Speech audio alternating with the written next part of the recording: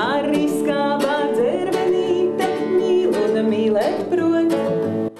Ar skanīgām melodijām dziesmniece Dats šodien silda klātesošo sirdi, bet Ogres invalīdu biedrības čaklo rokdarbnieču sirds siltums un mīlestība iedīta neskaitāmos valciņos. Jau 12. reizi 3. decembrī Starptautiskajā invalīdu dienā Ogrē tiek rīkota izstāde pārdošana. Pirmais pircējs ilgi nav jāgaida. Tikai šā gada rudenī izveidotā labdarības fonda E&E Ogrē vadītājs atlasa 34 pārus rakstainu zeķu un tikpat daudz cimdiņu, kas turpmāk sildīs mazos Suntažu internātu pamatskolas audzēkņus. Grūti bija izvēlēties īstenībā.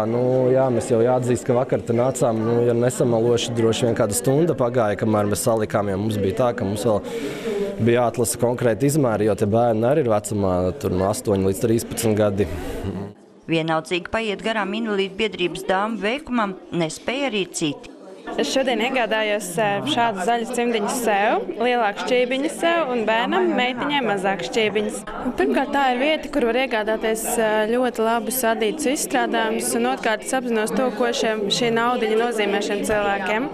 Ogres invalīdu biedrībā ir vairāk nekā 400 biedru, un liela daļa savu iespēju robežās piedalās visdažādākajās aktivitātēs. Tomēr allaši par sevi atgādina arī veselības problēmas. Starptautiskajā invalīdu dienā ogrēnietis aicina jauno veselības ministri pievērst uzmanību jautājumam, kas cilvēkiem ar īpašām vajadzībām ir pats svarīgākais.